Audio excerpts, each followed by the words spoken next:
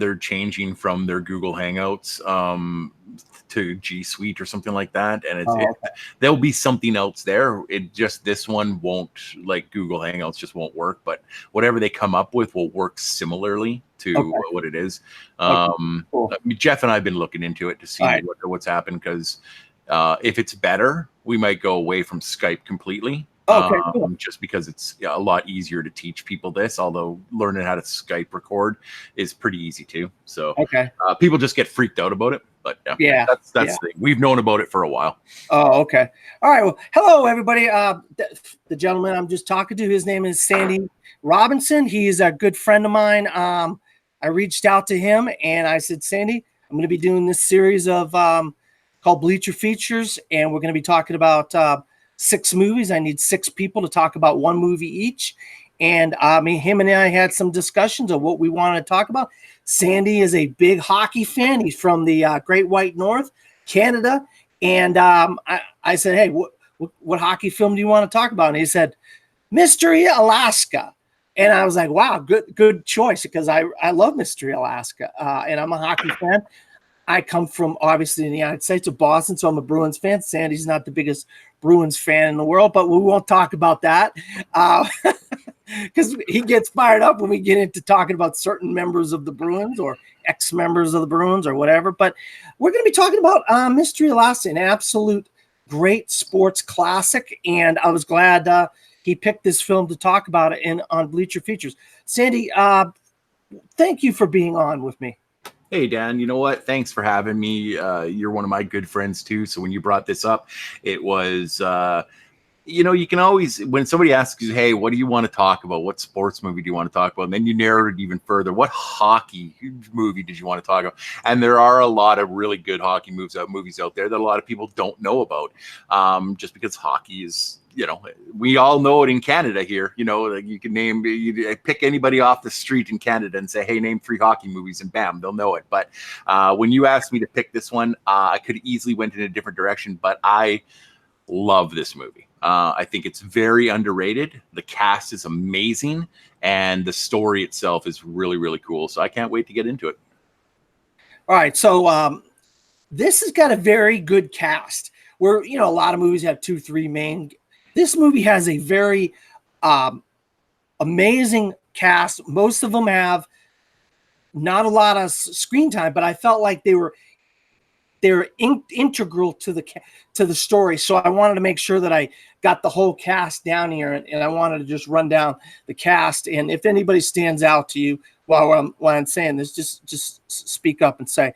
So the cast, we got Russell Crowe as John Beebe, Burt Reynolds as Judge Walter Burns, Mary McCormick as Donna Beebe, Hank Azaria as Charles Tanner, Colm Meaney as Mayor Scott Pritchard, Ron Eldard as Skank Martin, Scott Grimes as Bertie Burns, Michael McKean as Mr. Walsh, Mike Meyers as Donnie Scholhofer, Lolita Davidovich as Mary Jane Pitcher, Maury Chaykin as Barry Pruitt, Kevin Durant as Tree Lane, Ryan Northcutt, Stevie Weeks, and Rachel Wilson as Marla Burns.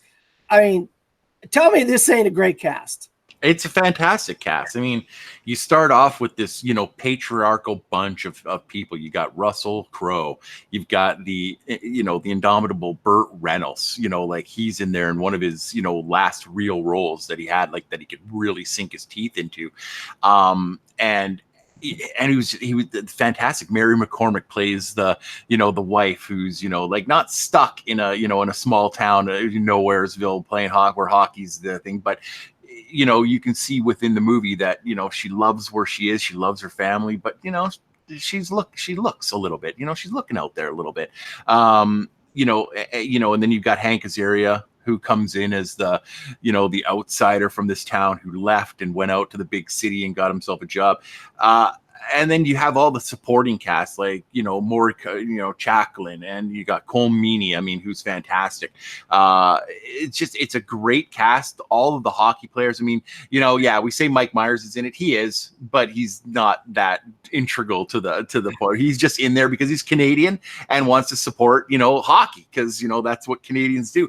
I can't remember if you mentioned Little Richard, him making his. Forgot about Little Richard. Little Richard makes a fantastic cameo in this movie, and the reason why it's fantastic, it is so good. We'll get into that when we get to closer to the end of the movie, but it's an absolute boss level move that Cole Meany, the mayor, pulls on this poor Little Richard. But you know what? It was so worth it because it was a great comedic moment. The cast is fantastic. You got all the guys that are the part of the team that are in this, and I mean, you mentioned a bunch of them. I really love Kevin Durant's role in this. He's a fantastic actor. A lot of people don't, because he's so good at character that you can put him into anything and he just shines at it. But yeah, the main cast is fantastic. Yeah, that's it. It's so good. So the director of this film was Jay Roach. The writers David E. Kelly and Sean O'Byrne, and the music by Carter Burwell. And this is actually a pretty good group of guys. If you know anything about these guys, David E. Kelly was a huge guy on television. I mean, he directed a bunch of oversaw a bunch of TV shows. Carter Burwell. He's been around Hollywood a while. Jay Roach, he's done a bunch of movies as well. So he really has a great group of people involved in the film, with the cast, the director, obviously the writers, and the people behind the music. So let's get into the movie now, Sandy, unless you have something you wanted to say about those guys. We were talking about David E. Kelly. I'm a huge David E. Kelly fan. His writing for lawyer type shows like The Practice and other things is fantastic. He's such a good writer. I put him on that same tier of television writers that I do with Aaron Sorkin. Just really gets dialogue and gets how to let real people talk about real things. The music is so great in this movie too. It's so underrated because you don't really think about it, and that's the best part about music in a movie, is that you hear it, but it doesn't take you out of the movie. And this does a great job of that. The crescendos, like the building up of excitement and tension and stuff like that throughout the entire movie is done so well. The tender moments are really done really well. So yeah, the writing, the directing, and the music in this movie are top notch. So yeah, absolutely. Let's get into the movie. All right. So we start off with John Beebe. His car doesn't start. He's got kids with him, and the kids start saying the F word, and they heard it in the locker room. He ends up using a snowmobile. By the way, John Beebe is the sheriff of the town of Mystery, Alaska. He uses a snowmobile to get to work. The team in the locker room. The team is in the locker room before the Saturday game. Now, the Saturday game is the big deal in Mystery, Alaska, and this is why hockey is such a huge deal with this nothing little town. The Saturday game. Skank talks about his sexual accomplishments, which is a running thread throughout the movie. Skank's sexual accomplishments. There's a reason they call him Skank, and that is exactly the reason. Yeah. All right. They talk about being on Sports Illustrated. We'll get into the reason why they're on Sports Illustrated. They discuss Stevie Weeks and the potential of one of the team members going down. Now, Stevie Weeks is a younger player. Obviously, they have to make room for him on the team. That means one of the other members of the team has to go down. Mm-hmm. And that will come up here in a second, a few minutes or whatever. The game has started. The mayor and the council talk about Weeks as well. Stevie and Marla kissing at the game. Well, football game, basketball, of course, young people are going to be kissing in the crowd. I mean, that's what, we see. That's what happens when you're young. You're kissing your girlfriend or whatever. So, okay, let me see. Except that when you're kissing somebody, and that somebody is the judge's daughter, and sitting about 2 rows down from you, might not be the best time to, be sucking face, during the day. I was just about to say, Sandy, you took the words right out of my mouth. Words coming right from the judge here. The judge. There are things you do in public and things you don't. And he told his wife, nipped in the bud. Yep. Nipped in the bud. So the SI issue has arrived and everyone is talking about it. Now they're talking about reading the SI issue and what the SI issue says about the players of Mystery Alaska. This really is the focal point of this article, this magazine is the entire focal point of everything that happens from the moment they open it and talk about it to the end of the movie. Yes.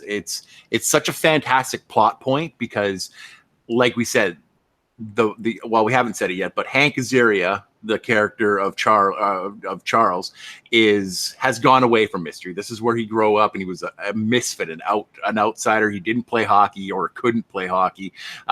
So he felt like an outsider, so he left and he went to become a writer. And he came up with this story about the boys from Mystery Alaska and their hockey.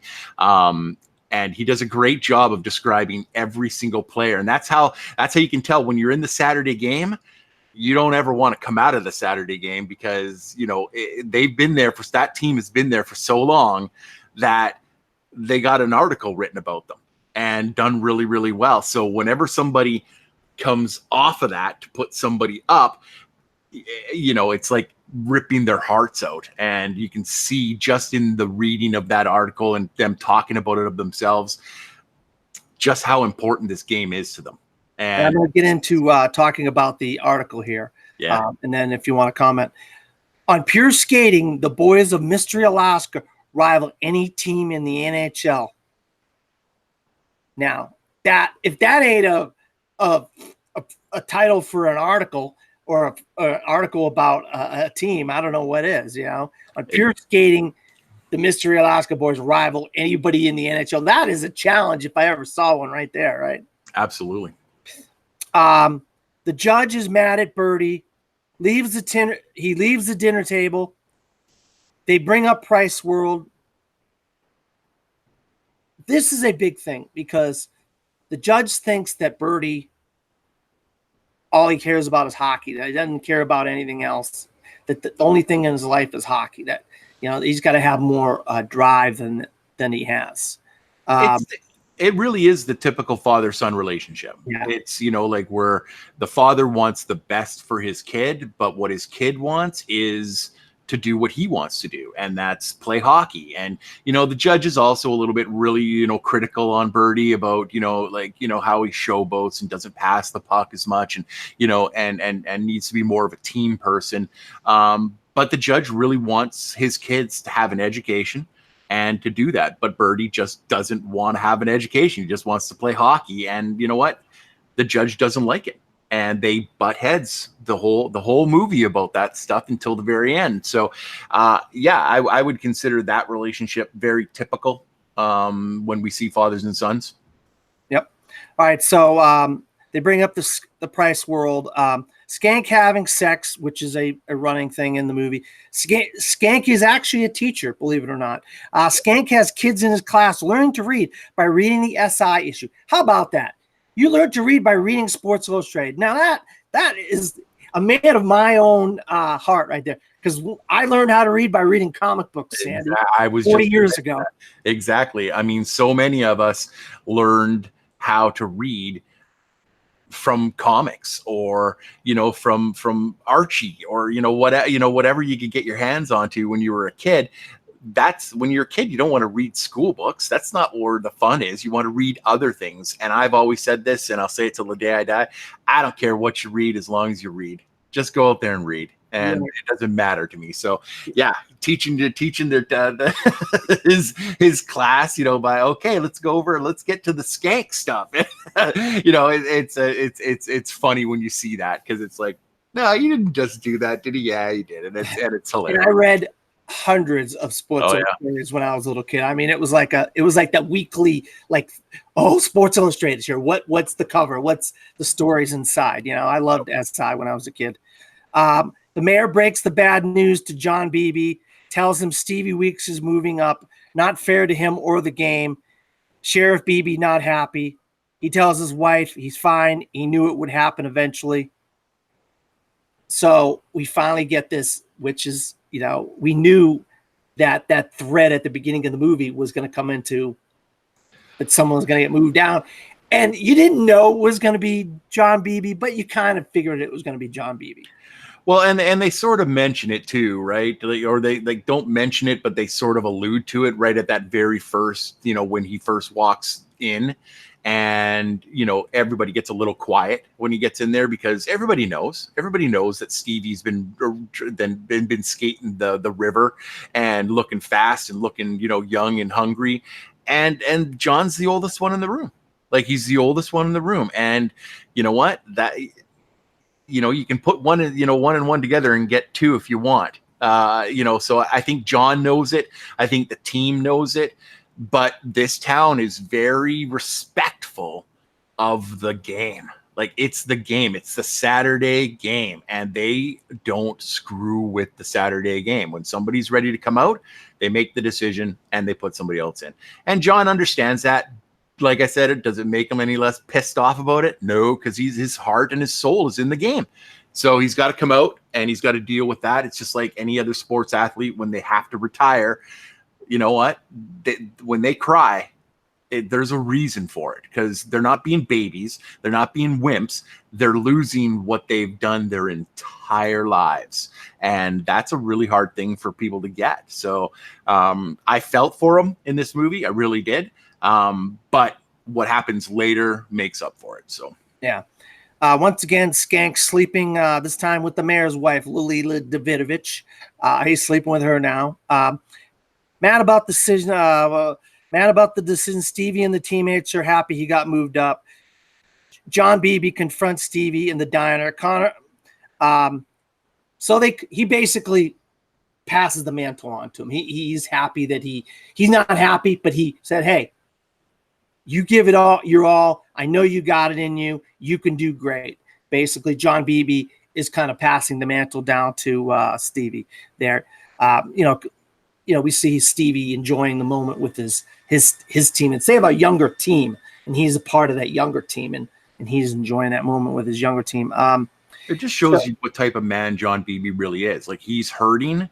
He doesn't like what's happened to him. His kids are looking at him different. He feels different, but yet he sees Stevie in this little cafe, and goes right up to him and says, "Hey, you know what? It's your time. But if you screw up just that much, I'm right here, ready to get back into it." So he makes it serious, but he also, leaves a good, because they looked scared. Like when he pops up there, they all look scared because they're all having a great time joking around, but they all know that they're joking around at John's expense. So when he comes up and does that, I think that his respect level goes from here to here with everybody. So great scene. It was a great scene. So. All right, so Connor Banks shot Price World rep Mr. Banks. On here, it's Mr. Walsh. I had a typo, Mr. Banks, but it's Mr. Walsh. Mr. Walsh, mad he got shot. Connor and Beebe are talking about him getting moved down and Weeks moving up. Mr. Walsh, Michael McKean, he's cursing up a storm. He's not happy. He's throwing the town under the bus and all this stuff because Price World wants to come into this town, but doesn't seem like Price World's going to come in now that he's been shot. Somebody's jealous. Somebody's jealous that Price World's coming in. Well, and there was like when this movie came out, Walmart was like the big thing on the planet. That Walmart was moving into all these little small towns and destroying like the small businesses that were there supporting these communities for decades. So that's what ends up happening. But it's a ricochet. He didn't actually shoot at him. He got a ricochet to hit his leg. And let's just give it up to Michael McKean. Like, the dude is over the top in almost every movie he's in, but he's freaking perfect in this movie. Him sitting there swearing up a storm, railing on the town, just going bananas, and then there's BB trying to sit there and talking to Connor like, what the hell, dude? Like, seriously, it's a great scene, and then it gets coupled with another great scene, which is the courtroom scene that we'll talk about a little bit later. But Michael McKean has definitely earned whatever money he made for this small appearance in this movie, but absolutely a great scene. Yeah. So then we get the moment that we've probably been waiting for to talk about. I'm sure you've been waiting to talk about. Helicopter comes into town with Charles Tanner on it. He is the writer of the SI article, which Sandy already said breaks the news to the mayor of the town that the New York Rangers want to come play the boys from Mystery Alaska. The town votes to play the game at a town hall meeting. Game to be played on a pond, not a rink, which is a big deal. The judge says dignity and illusions. They should cling to both. Bertie and team say they want to play the game. This is the end of Act 1, basically. It is. It's just like, oh my God, the Rangers. Yeah, and this literally becomes the focal point for the next 30 some odd minutes of the movie, where there are certain people in town, the judge included, that do not think that this is a good thing for Mystery. These are professional hockey players, and regardless of what their egos say, the Mystery Alaska people, they're not professionals. They play on an open pond on black ice, and these are professional hockey players that have been playing professionally for a very, very long time. They hit, it's just boards. Different. Exactly. Boards. And they had boards. So it's a very, very different animal. And the judge is very concerned. He's very concerned, like, don't do this. Like, don't, because we have two things in Mystery, and that's our own belief in ourselves and, this other thing. And we should cling to both of them with every ounce of our being, because the minute this happens and we lose horribly, we're nothing. And we don't want to see that. So a great scene at the town hall meeting where they're talking about this. Everybody gets their points, and you once again see that butting of the heads between Bertie and the judge, the father and the son, where Bertie gets up and says, I don't care what you say. We deserve this. This is our time to do this, and we're going to win. And it gets the whole crowd fired up, and they just the elder statesman, the journeyman of this town, they all just shake their heads, just like, all right, you guys are, so. And I didn't mention it. There was an old lady that kind of points the finger to Charles Tanner. She's throwing him under the bus, for bringing this to the town of Mystery Alaska as well. And I didn't mention that. And calls his ass out too, like I mentioned a little bit earlier. We find out from now that Charles Tanner doesn't never really played hockey all that well. So how can he boast about being such a great hockey person when he didn't even play and couldn't even skate? So that's a little bit of foreshadowing into his actual his actual motivations, to bring in the team here and writing the article. But yeah, it's once again, fantastic scene, just really good character actors doing what they do best. All right. So up early, getting the ice ready. They don't even need to be up this early, but they're up early, getting the ice ready. The mayor offers John to be the coach of the team. The team looks up to him. That's what he says. Marla offers. All right. Now this is, Bertie's sister, the judge's daughter. Marla offers to have sex with Stevie so he doesn't leave her for another girl. Stevie says he loves her even if they didn't have sex. Stevie ejaculates prematurely in the condom. That's awesome. Okay, so a little bit of like back on like story on this whole scene. Stevie is like the groomer for the local ski hill. So he's out there in the middle of the night grooming these runs in a big old tractor, and his girlfriend Marla comes by, and yeah, she's legitimate scared because like they haven't had sex, and there's a lot of people out there that will gladly sleep with him, now that he's a big star and on the Saturday game, because like we said, this is the most important thing in this town, and you're almost like a celebrity when you are on this team. So she's worried. But Stevie's a very, very lovable character. He's naive almost, but in a really sweet way. And he's like, no, we don't have to do this. It's, I love you and I don't hit. So it's a really sweet, but a valuable lesson, to both boys and girls on how to treat one another. You don't have to sleep with somebody or have to give yourself over to somebody. Somebody's just going to love you for who you are. And that's what we see here. Yeah. And then he has the unfortunate, mishap with the thing, but you know what, that's just the way it goes when you're a young man. Sometimes it just happens. But yeah, another great scene by two people that don't get a lot of there's another great scene with Marla and the mom and the judge that comes a little later that we'll talk about, I hope. But this one is right up there as one of the best scenes in the whole movie. All right, so this is what I love about this film. It's got so many subplots, and they all are paid off so amazingly. Skank gets knocked out with the shovel by the girl he bragged about having sex with. Needs stitches on his head. John Beebe lectures Skank. She didn't get arrested. New rink and Zamboni machine arrive. Wait a second here. Hold on. They were... okay, new rink and then Zamboni machine. They're fixing the rink and they're getting a new Zamboni machine. Okay, that's it. I'm sorry. I just thought I lost my place there on my notes. That's all right. I do want to go backwards though, because there's a great scene about the whole getting hit with the shovel. So he goes over. So Skank goes over there and he's like, hey, let's I'm bored. It's cold. Let's knock it. But she's already heard that he was talking about her, and she's a bit on the heavier side in this movie, and he attributed her as like seals flopping in the in the water.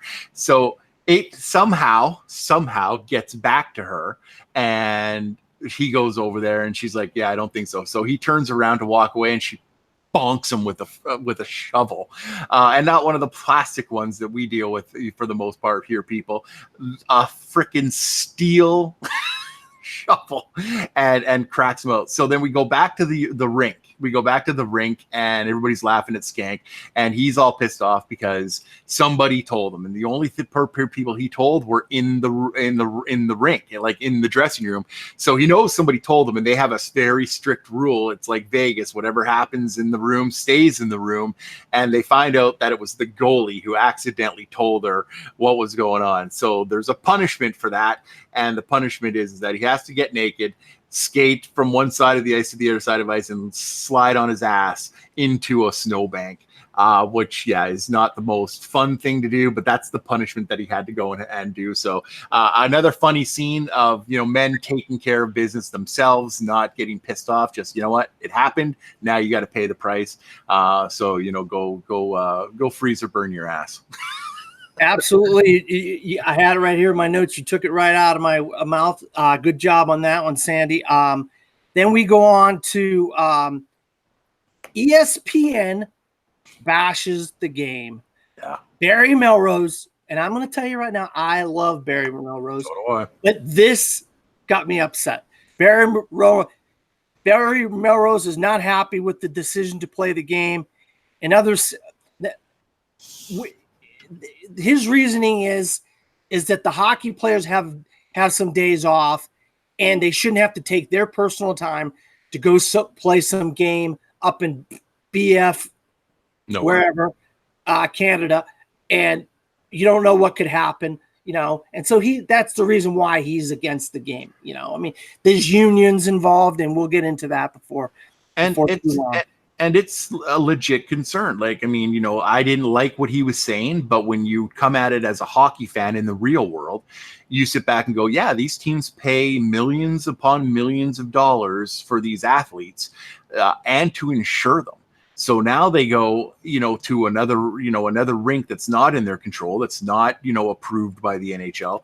And what happens if there's a little divot in the ice and you trip and you fall and you break your arm or you break your leg? Well, guess what? That team is now out millions of dollars because they may lose, you know, 5 extra games this year and miss the playoffs because that person was out. So I get where Barry is coming from. He does it really douchey in it, and that's probably the point, because we want to set up that tension that we, like you said, get into a little bit later. But yeah, no, great scene, but yeah, disturbing because, you know, you don't want to ever get somebody of that caliber dog in your ass, right? Yeah. So the Saturday game, another Saturday, it's a week has gone by. We're up to another Saturday game. This is the first one for Stevie Weeks. Tree accidentally knocks him out with a hit. He inexplicably starts vomiting of the mouth here, Sandy. Tell us what happened with Marla when he wakes up from concussion. I mean, why? Why would you say that? Even if you had a concussion, why would that come out about your inadequacy with a woman? You know, I mean, why would? I don't know. That's the beauty of Skank. He's just, you know, he like just doesn't have a filter. No, that was Stevie. That was Stevie. That's right. With Marla. Marla. You're right. Yeah. All right. So you're right. That's a good scene too, though. Yeah, that's all right. It can get all a little confusing sometimes. Charles Tanner still hitting on. We start to figure out some of the motivations, like you said earlier, with Charles Tanner. He's hitting on Don Beebe's wife. Donna Beebe, not Don Beebe. Donna Beebe. Donna Beebe, Sheriff John Beebe's wife. And then when Bertie comes over and he's like listening to Stevie still with the concussion start vomiting of the mouth, he starts talking about Marla, which is Bertie's sister, and her perky breasts. Well, I hate to say it, Sandy, he gets another concussion because Bertie knocks him out. Yep. I mean, listen, you can't go talking about daughters and sisters like that, regardless of whatever you're doing, especially with hockey players or any sports people. You're going to get knocked the F out. It's just that you keep that shit closed. And you know what? But I mean, you know what? He's young. Like we said before, he's young. He's not as experienced as he could be, and he's a little naive. And he had a concussion, for crying out loud. So I mean, you got to give the poor kid a little bit of slack. But you know what? His brother's in the room. You just that's what's coming to you. Yeah, and this leads to the scene that you talked about earlier, where Marla goes to talk to her mother, and the judge walks in. Go ahead. It is so awesome that the judge comes in and he can see that his wife and his daughter are upset, and he's like, "What's going on?" And they're like, "Nothing. What's going on?" And he gets that bass in his voice, that judge in his voice, and he's like, "All right now, tell me what's going on." And the mother just turns to him and says, "If you don't leave right now, I'm going to tell you." And he's like, "All right then." just walks off because he knows at that point he does not want to hear what they're talking about. She knows exactly what to say to him to make sure that this is over and done with as quickly as possible. "If you don't leave, I'm going to tell you what we're talking about." And he's like, "Nope, I'm out." And as a viewer, we know what they're talking about. We're like, "Yeah, dude, leave. You don't want to hear this." Yeah, well, we're as the viewer, And that's the best part, because like, you know, at the end of that, when she says that, you know, the judge is smart. You know, he knows what they're talking about. He just doesn't want to hear it. So he's like, "Yep, you know what? I'm going to go back over here." And so we go back to the court, the whole deal with Connor shooting Mr. Walsh. Now we're in. The jury said not guilty for Connor for shooting Mr. Walsh. Court adjourned, and finally it comes to a head. Bertie confronts his father about hockey and life. The judge is mad. This is the scene. I mean, there's so many scenes that they start at the beginning of the movie, and they just really do a great job of just coming through by the end of the movie or near the end of the movie or as the movie is going forward. It's one of the best things about this movie that they don't pay lip service to us. They start a story and they finish a story. The whole movie is very satisfying that way, is that when it ends, everything has been resolved. Everything, there's no questions, there's no anything. It's all done. I do want to go back to the court scene just a little bit, because I think what Burt Reynolds, says when the verdict is done, that he's ashamed of the whole town, because all the town cares about is that Connor's their best offensive player, and they're going to be playing the New York Rangers, so they need him. So regardless of what he did, as illegal as it was, he gets off because of this game, because the town wants him to do this. And I think Burt Reynolds in this scene is so fantastic with his admonishment of the entire city. But the whole city doesn't care. As soon as he turns his back and goes into the room, they're all cheering and clapping hands and doing that. I do want to mention one other person, because we finally have gotten to him, and that is Maury Chaykin's Bailey character, the lawyer, in this movie. He is so good, and he's good from the beginning. He's one of the council elders, and he's there to make decisions with them about the Saturday games. So they had and he's a bumbler. Like, he's almost like that. He goes in there with that old folksy charm. Like, oh, I'm sorry, I'm fat. That's one of the best lines in there. Is like, the judge says something to him. He's like, I'm really, really sorry, Judge. Forgive me, I'm fat. Which has nothing to do whatsoever with what he's talking about, but it makes the whole courtroom laugh. That's the kind of person that he is. And we're going to talk about him, a little bit later, but, Maury Chaykin's, performance in this is fantastic, as little as it is. Just another great character actor that really pulled off a great performance. Yeah, I'm glad you mentioned Maury. I forgot to put him in my notes at this point. All right, so Charles introduces the people from the network to the mayor. She has no clue about the town or the game. It's just a publicity stunt to her. She's so cold too. Oh, yeah. She's never felt this type of cold. She can't feel the inside of her nose. It's so good. And then we have, of course, Skank right there to be like, hey, I'll warm you up. Yeah, Skank right where he didn't need to be. Does. Yeah. Yeah. So then John Beebe asks the judge for advice on coaching. Of course, he doesn't give it to him. The Zamboni arrives, and it's like this old Zamboni. It's like this huge freaking monstrosity of a thing. The rink is coming together nicely. The lights are going up. And then John finally confronts Charles about talking with his wife, Donna. We're starting to get some of these storylines resolved. We are. Well, I don't think that we really touched on it. I mean, you had mentioned a little bit, but we find out that Charles's main motivations for this is to come back because he always carried a flame for Donna and always thought that they were kindred spirits, and that, because he wasn't, a big time jock or anything like that, she didn't want anything to do with him.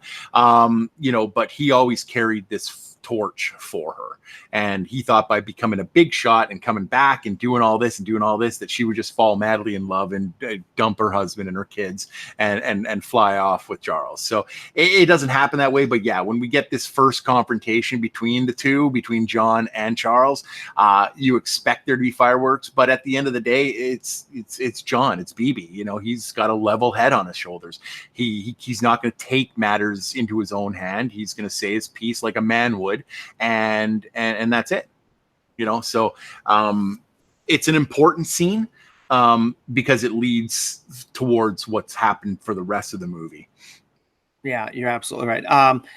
So then we get practice where John's finally the coach of the team, and he's got practice, and because of the concussion to Stevie, Tree is kind of not being the normal Tree that he is. John has to confront him about being tough.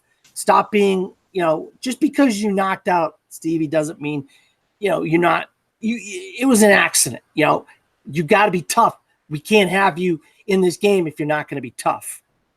Yep. Then finally, Skank's sexual exploits come to a head. The mayor catches him with his wife. Oh my God. Yeah. I mean, there, you can be a slut all you want, and Skank is definitely a slut. But I mean, at some point in time, you have to have a little bit of common sense and maybe tap in, the mayor's wife. Not the best way to, go about keeping yourself alive. But once again, just a brilliant scene by Cole Meany, who finds out, and yep, he's disgusted, but you know what? He's more confused than anything, and he plays that really, really well. But he's angry, and you can see that in a couple scenes where he's just seething, like he just wants to rip somebody's head off. But he plays it well, and I thought that whole thing was I thought it was well done, because you got to see, not that she's right in any way, but you got to see from her point of view why she was doing it. And it's because, when your husband becomes all consuming about something and just leaves you sort of alone, you get lonely. And that's what happened between these two people. And as much as this movie is about sports, it's about reconnecting with one another. Like you can think about something for so long and forget about something for so long, but eventually that's going to come to a head, and you're going to have to deal with that. And we see it with John Beebe and Donna. We see it with with Cole Meany and his wife. And you see it with the players too, coming to this realization that sometimes the game isn't more important than real life. And this relationship really, really showed that a lot, more so than I think the Donna John Beebe relationship. That was integral to the story, but I think that the Cole Meany wife cheating was really more so what the movie was trying to relate, is that don't forget who loves you. Yeah, he cares more about the game. He's making all these decisions regarding the game and John Beebe and all this stuff, and he forgot that he had a wife at home. And Skank takes advantage of that, All right, so then we go. Charles breaks the news to the mayor that the Rangers don't want to come. They file a grievance with the league. He punches Charles. John is mad at Charles. Tanner as well. Confronts his wife about being happy to see Charles Tanner. She stands up for herself. The judge tells the kid to use his stick better. So he's basically, even though he doesn't want to give his 2 cents about coaching, he kind of tells the kid to use his stick better. But the grievance with the team, it really hurts everything that they were doing there, because without the game, without the Rangers, then they can't have a game. And everything they did, all the money they spent to build the boards, build up the ice, get the lights, bring in. I mean, everything they were trying to do to accommodate this game. Then Charles breaking the bad news of the Rangers not wanting to come because of a grievance goes back to Barry Melrose from earlier in the film. That's right. I mean, the lawsuit is once again very important to this movie, because we see that while it's so exciting for this town and these players, and it's an opportunity for these guys to show what they're made out of and show what they're doing, the Rangers don't care. They don't give a shit. They're professional hockey players that get to, every year cash millions of dollars in check for playing a game they love to play. They don't want to go over here. Like, this is not their rink. This is something that they're doing on their own time, and they're taking their livelihood in their hands. One bad injury, and their careers and those millions of dollars go down the hoops. So they file a grievance through the Players Association that this is not, I guess, constitutional would be the right word, that they don't have to do this. So why are they being forced to do it? And, and this is where we get Bailey comes with Tree. to the courtroom to defend, to try to make the judge understand. And Bailey does, his whole folksy shtick, and, the crowd loves him, and, it's all good. And he brings these points together, like you were just saying, that, like, we've put a lot of money into this, a lot of our own city's money that we can't afford. We need the publicity to pay off this. We need the money that the NHL is putting up for this, and during this whole time, he's having a bit of difficulty. And you can see it. Tree sees it because they're so close in this community. He can see the change in Bailey while he's talking, and then Bailey just collapses. And Tree's over there. It doesn't matter anymore about who's on the stand, who's what. And Tree is over there like a bolt of lightning, yelling Bailey, trying to get to him to respond. And then we find out what happens to Bailey. Yeah, Bailey. Because of the pressure of the hearing and what he has to do to try to convince them to bring the Rangers to Mystery Alaska, he ends up having a heart attack. And he ends up dying in New York City, away from Mystery Alaska, which is, you never would have predicted this. You could never have predicted this would happen to Bailey. No. That he would die in a hearing in New York, away from the place that he loves, Mystery Alaska. John talks at the funeral is being held back in Mystery. John talks at the funeral, confronts the judge about sending Bailey to New York, tells him the game is back on. The judge says he needs the captain on the ice, which is he's telling John to go practice again. Skank talks to the mayor earlier before the hearing.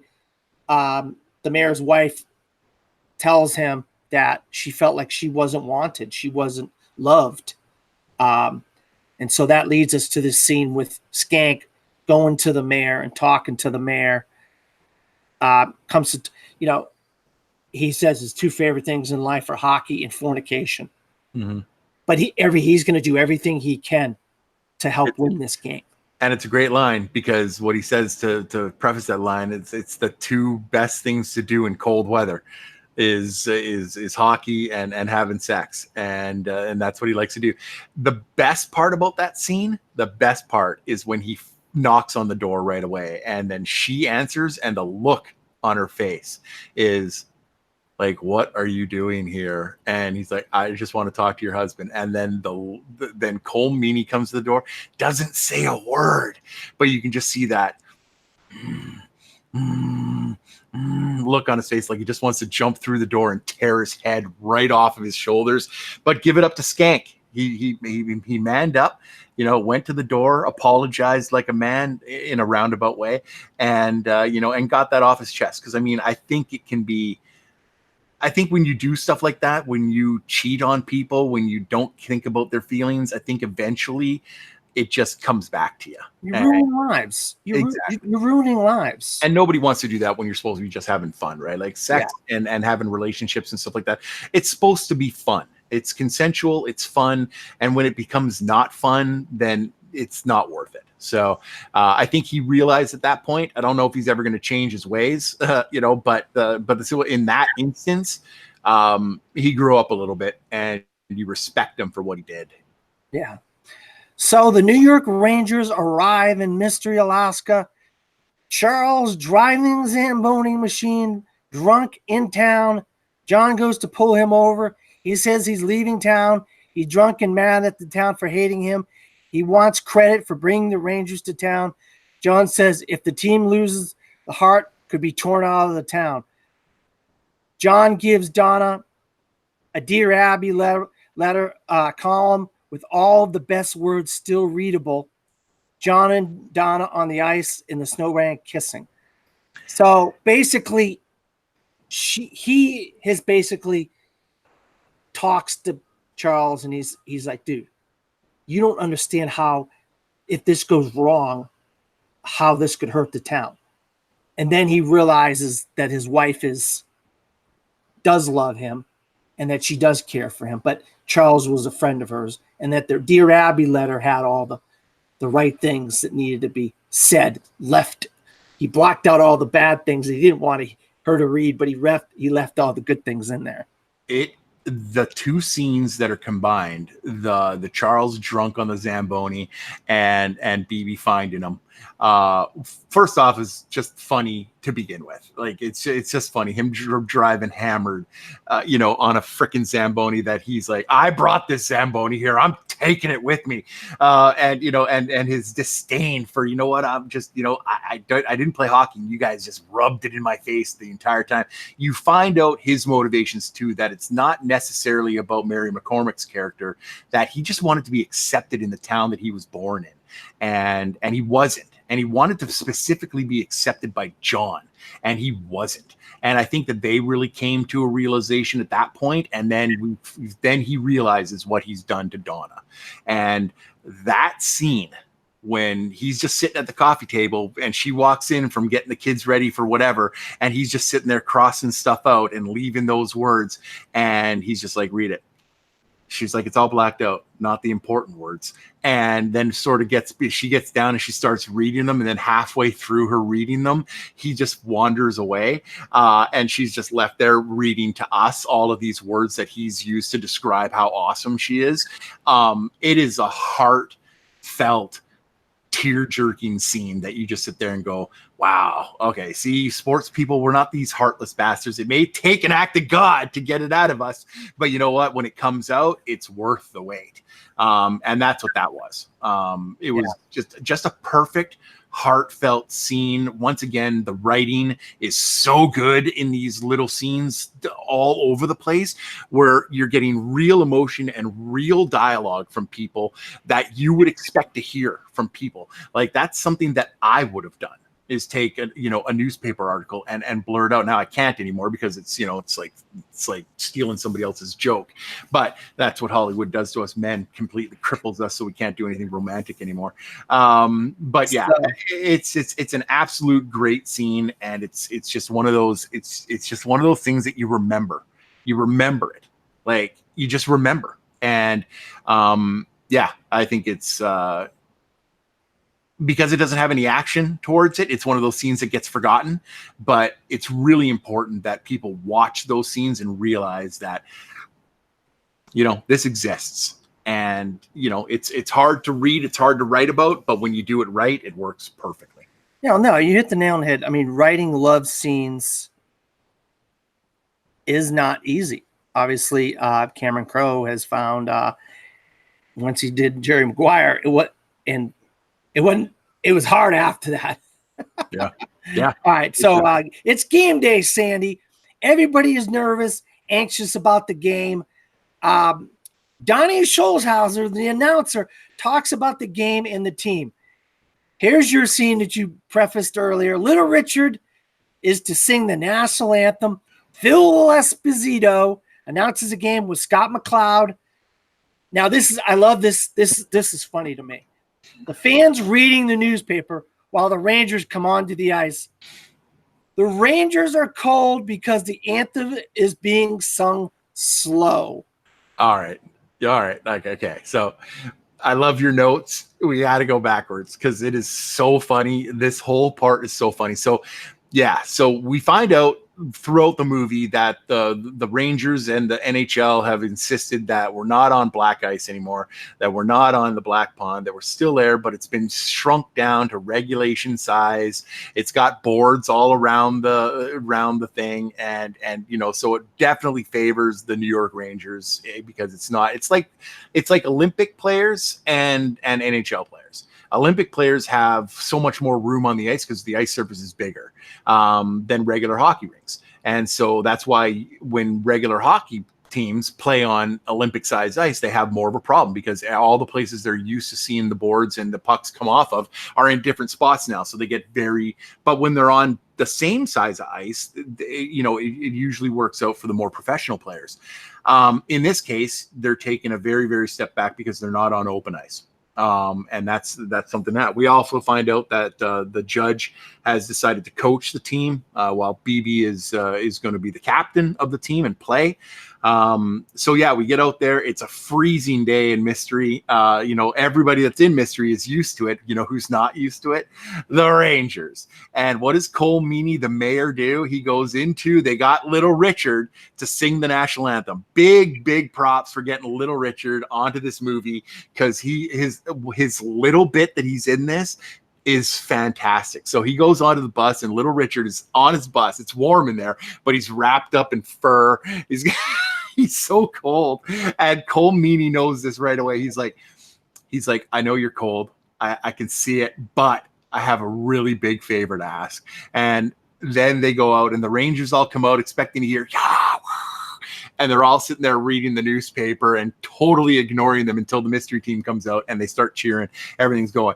Then Little Richard comes out all dressed in his furs and literally takes 15-20 minutes to sing the national anthem, going so slow with every word, doing runs up and down, making this song so long. The Rangers, and Phil Esposito's like, the Rangers look horrible out there. They're just freezing their butts off, in Phil Esposito's voice. And it's so good. And they play like, yeah, and then we get to the start of the game. But yeah, the Little Richard scene is probably, and Cole Meany's up in the stands, and you hear him chuckling every once in a while, because it's the best plan. It's the best plan. Make them cold so they're out of their comfort zones, and give Mystery back their give them back their edge for playing outside in the water. So yeah, such a great scene. And to add to that, he also sings the Canadian national anthem. In Canada, in the NHL, what do they sing? The United States national anthem and the Canadian national anthem. Give them both. It's so good, and you don't know whether or not Cole Meany expected that to happen, because as soon as he starts, okay, and as soon as he starts that, you sort of see Cole Meany start laughing out loud, like, I didn't know he was going to do this. But yeah, like, he takes this responsibility of making the Rangers cold so seriously that he's like, all right, you know what? I can stay out here for another 15 minutes and sing the Canadian national anthem. And yeah, the Ranger players are miserable at this point. It's just hilarious. Yeah. And this is the typical Mike Meyers. He plays Donnie Schultz, portrays Donnie Schultzhauser. This got us such a laugh out of me. He asks the guys, hey, where can I get a rub and a tug in Mystery? A rub and a tug. You're like, yes. It's so good. And and it's so typical too of these, these flamboyant commentators, color commentators that are out there that make these bold predictions and stuff like that. Like, when I look at him, I think of Jeremy Roenick in this movie. He comes out and he's like, yeah, these guys are going to get slaughtered. I love this Mystery guys, but they're done. It's over. The New York Rangers are pissed. They're cold, blah, blah, blah. And, and then halfway through the movie, he changes his tune. He changes his tune a bit, but no, he plays a great role. But yeah, that line, hey, where can you get a rub and tug in Mystery? It's great. Stevie scores on a breakaway, 1-0 Mystery. Tree starts a fight with the Rangers. Power play goal, Connor Banks, 2-0 Mystery. Donnie is loving the Mystery boys. Yeah. Where he starts to change his tune. Yeah. Donnie loves the Mystery. That's exactly what you just said. He's starting to change his tune, because, like, oh my God, this guy's a real deal here. He wants to adopt them. It's like, what the heck, Donnie? Come on, they're people. They're adults. They're adults. Yeah, it's so creepy. After the first period, Coach gives a pep talk in the locker room. Stevie gets leveled in the second period. This is where things change. Stevie gets leveled in the second period.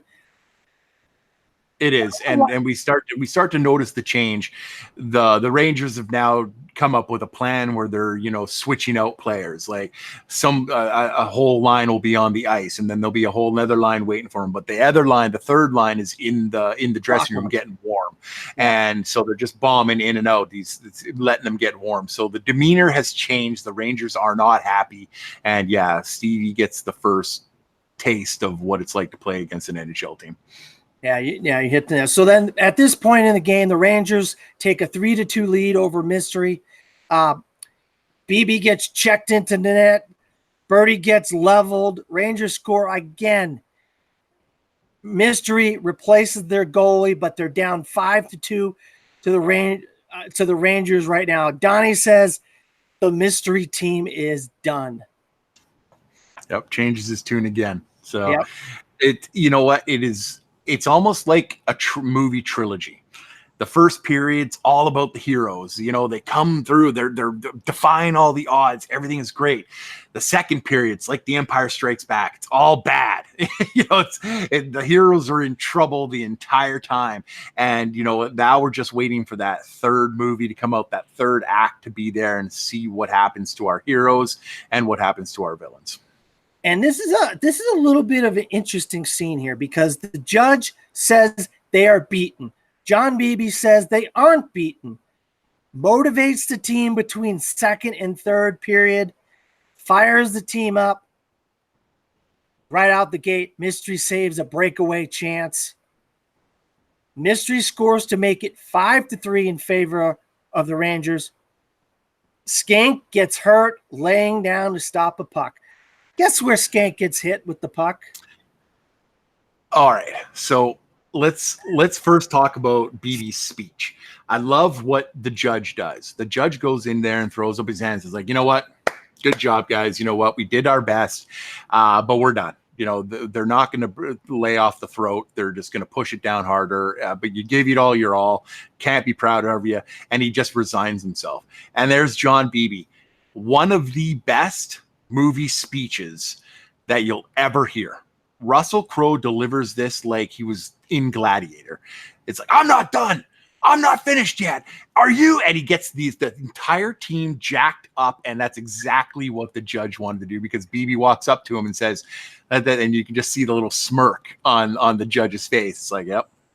And Beebe understands it at the end of the movie. He's like, okay. But yeah, then, you know, they get fired up again. And that speech is what did it. And I mean, it's just so moving. You see this old guard that has been removed from the Saturday game, but he's got one shot left, one period left to immortality, and he knows it. And he's not willing to give up. He's not willing to stop. He needs these players to believe that they can win, that they can go out there and do what they need to do. It's such a well-crafted scene. You know, the director really did a great job. The writing really did a great job, once again, of making us believe that these people believe in this so badly. And that's what it's that moment. It's that moment in sports movies where you get up and you're like, yeah, let's go. And you go get your hockey stick and you run outside and you play for a half an hour because you're just so jacked up. So yeah, and it happens in almost every sports movie where you get that moment where you just it turns. And you're just get my hockey stick, and I live in Florida. Exactly. Yeah, when you're going outside to play hockey, you know, in Florida weather, then you know it was a moving speech. Yes, absolutely, Sandy. Timeout at 1:26 left in the game. They remove the goalie. John Beebe scores with an assist from Bertie Burns. 43 seconds left in the game. Another timeout. Rangers misses empty net. Oh, too bad, Rangers. You missed the empty net. Oh, God. All right. So we end up getting a moment in the game where we could tie the game up at 5-5. Oh, God. Just, you know what, Sandy, in great sports movies, you don't always have to win. And I feel like in Mystery Alaska, not winning, but being so competitive, there's so many great moments in this game that not winning wasn't the end of the world for these guys. That's right. I mean, like, that's the one beautiful thing about sports is that you don't always find your heroes in the victors. Sometimes the heroes are the ones that lose. And it's how you do that defines who you are as a person. And that's one of the best things that sports movies let us know about is that you don't have to be Iron Man. You know, you don't have to be Captain America. You don't have to be the president of the United States. You don't have to be any of these people that we look up to in our worlds. but you can just be somebody who plays a game and does it with integrity and does it with loyalty to the game and heart. And as long as you have those things, people are going to get up regardless and cheer for you. They're going to be there for you. And just because this game doesn't end the way we want it to, doesn't mean it's any less moving. That you expect from the very beginning that we find out that the Rangers are coming, you expect the Rangers are going to absolutely trounce these guys. These are professional hockey players against pond players. Every little podunk town in the universe has that has ice, has like a hockey team that's undefeated, on their little rink somewhere, from October to, from November to May. And they're the best. But you put them up against a league team and the league team kills them every single time. Doesn't mean that they're bad players. It just means that they're not trained, as well. And that's what you find out with the Rangers coming to there. But that's not the point of this ending. The ending is to show you that even in defeat, like Connor misses that shot at the end by that much and rings it off of the post. And you're like, oh, and it's that sigh of, oh no. That as a hockey player, as somebody who played hockey almost his entire youth life and into, young adulthood, that's the kind of shit that stays with you for years. Like, oh my God, it just like one, and it just sticks with you. I mean, you've seen it in other sports movie. I mean, Emilio Estevez in the Mighty Ducks, how he missed that shot. It affected his entire life. It just, it goes on and on. And in this movie, that's why it's such an important movie to watch. And it's such an important to recognize the writing and the directing, because to make you feel the way you feel at that very moment is the accumulation of the entire movie. Yeah. And it's so great to see, even though you're heartbroken. Yeah. So we get the game. The game is over. It's 5-4. Rangers win. The team consoles each other. The crowd claps. The Rangers applaud. Mystery team. Everybody cheers. Teams shake hand. Birdie goes to his father. The judge says, "Great game, son," and hugs him. Stevie and Connor gets recruited by the Rangers. Marla says she can't believe her and Stevie haven't had sex yet. Why? They decide to go back to this at the end. I don't know why they did it, but they did it. 2 from Mystery go to the Binghamton Rangers minor league team. Charles says goodbye. Donna kisses him. John Beebe back in the Saturday game because 2 guys left the team. So John's back in the game. Marla is crying. Helicopter leave. Skank gets it on with the news lady. John puts puck from game at Bailey's grave.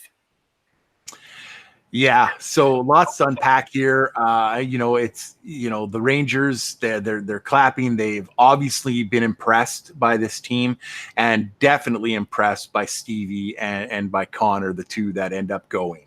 Both Donna and BB are standing there, and she's like, do you think they're coming back? And he's like, no, they're gone. They'll make it. And yeah, they go to the farm league and I still love the relationship between Stevie and Marla. I think it's so sweet and so innocent that it would have been a shame if they'd have, let them have sex on it, because it's so much more endearing that they didn't. That he's still leaving this naive kid and she's waiting at home for him. He loves her. She loves him. They don't know what the future is, and they're going to just roll with it. And just, she's happy for him. He loves her. Connor, is getting his shot. He was the best player on the team. He's the best player on the team. Stevie hadn't had a chance to really, cement himself as that next generation player. But yeah, John gets back in the game because they lose 2 people to the thing, so that makes him happier, and he's reconnected with his wife. Charles is a little bit more accepted for it, and like they thank him. Skank doing it with the the news reporter. That's just funny. Once again, they did not leave Skank alone the entire movie, and that was fantastic. It was like one of those little stories you were just like, all right, just keep throwing that at us. I'm all right with it. It's fun sometimes to go the other route. You could have made, one of the girls be this, this slutty person that wants to, sleep with all the hockey guys, but you switched it up on us. Another smart writing decision. You made the slutty person a dude. And that should be the way it is, because there are some slutty dudes out there, especially hockey players, and it's just the way that it is. And then him taking the game puck and putting it on Bailey's grave was the truest and best possible ending for this movie, because it just brings you back full circle. Like you love the game, but there's life too, and there's death. And to really put that point at the end was that it's a game, there's real life too. You gotta play both. And Bailey did it and was able and didn't come back from it. So yeah. So the series that I'm doing is to show what great sports films there are out there. But all the films that I've talked about have somewhat of a heart to them, and they have somewhat of something to say about society and whatnot.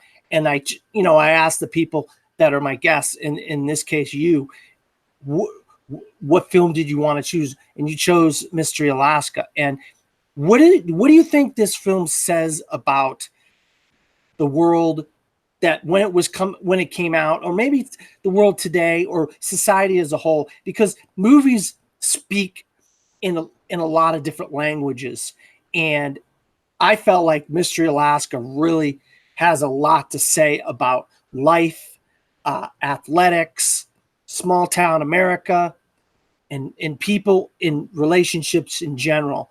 And that's why I was glad we had a chance to discuss it. I was really enthused about wanting to talk about this film. Even though I gave you two choices, I was glad you chose this one. Absolutely. And I appreciate what you're doing here, Dan, because sports movies are important. A lot of people looked at them as just like fluff, and they're just for a certain sect of movies. But as it's been shown in every genre of movies, there's always a certain number of them that transcend to everybody.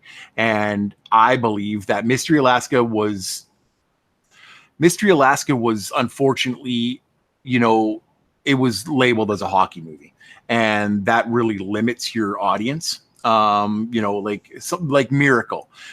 Miracle's going to get everybody from the States, to this movie, because this, like any civilized country, they're proud of their heritage, they're proud of their teams, and they want to rah, and that's absolutely fine. But this movie was tragically overlooked because it was a hockey movie. And not everybody understands hockey, not realizing that hockey is the least amount of story in this entire movie. It is the backdrop for almost everything, but it is not the story. Everything about this movie is the character development and how these people interact with one another in a town that focuses all on hockey. And you could take this and go to any of those lower states that live, breathe, and drink football from the age of like 2, and all the way up there, that football is the only thing they do. Sunday games are an absolute event, and that's what they were showing in this movie, was that the Saturday game, that's the big event, because Hockey Night in Canada was always on Saturday. And even though this isn't a Canadian film, it is hockey, and hockey is our sport. It's our sport. And it's why it's important that it wasn't about the hockey. It was about these people. And you could go to any small town in North America, the world, that plays hockey, because you know what? I may say that hockey is, mostly North American. It's not. Russia plays hockey, Sweden, Finland, Czechoslovakia, the list of these like dominating hockey worlds that these people play hockey all the time. They're all out there. and all of these little places that have these little outdoor rinks where there are superstars out there, but don't get noticed. That's what this movie was about. This movie was like, these are real people living real lives, but love the game. And just because they're not getting noticed by the New York Yankees or the New York Rangers doesn't mean that they're not phenomenal hockey players. And we miss that. We miss that because so much now is about farm leagues and minor leagues and, you know, growing up and moving up in the order and stuff like that. These guys didn't do it conventionally. They did it because they loved the game. And, you know, that brings us full circle back to Charles, you know, and his article. Yeah, sure. It might have been him trying to, you know, curry favor with his town and, his wannabe girlfriend. But the bottom line is that Stevie and Connor don't go to the New York Rangers farm team if he doesn't bring that article up and challenge the Rangers to a fight. And then Bailey, it doesn't happen if Bailey doesn't go and sacrifice himself to fight in the court to make sure this game does happen. Everybody has to work. You know, the judge, Birdie breaking his wrist in the game and begging his dad to leave him in there. And then he makes that unbelievable pass over to BB to get that tying goal. And it's so emotional and it's so worth the ride. And I just wish, I wish that this had a little bit more support in the box office, because it's a criminally underrated movie and everybody should watch it. Yeah, I couldn't have said it better. And I really appreciate it coming on, Sandy. You got any place you want to plug, any plugs or anything? You know what, Dan? I like that this is your series and that you've honored me by letting me come on there. I have nothing to plug, man. I have nothing to plug other than the fact that Dan's a great guy and his love for sports movies is second to no one. And I'm just fortunate that I know him and that I have people in my life that I can talk about sports movies like this with, because it's not very, it's not one of those things that's really out there. So I just appreciate you having me on. And I appreciate you and what you're doing with this series. I hope everybody enjoys it. That's all I care about. All right. Well, thanks a lot, Sam. I really appreciate your sentiments. You can always find me at Dan Skip on Facebook, Twitter, Instagram, and Pinterest, or at From the Fourth Row. I write articles and so forth, but I also work for a website called cinesportstalk.com. That's CINESPORTSTALK, where I write about sports and movies. You can find my reviews there, my sports articles that I wrote about, and all these episodes from the Bleacher Features series that I'm doing will be on the YouTube page of Cinesports Talk. So you can go there and start looking up, and you can find the articles, or you can go to my YouTube channel, Dan Allen on YouTube, and you can find the previous 2 episodes. This will be the 3rd episode. I've already talked about Field of Dreams and Remember the Titans, and so Mystery Alaska will be the 3rd one, and I have 3 more to go after this for this particular group of movies. Hopefully, if this goes well, I'll do another series of them next year. So for Sandy Robinson and myself, good evening. Good night.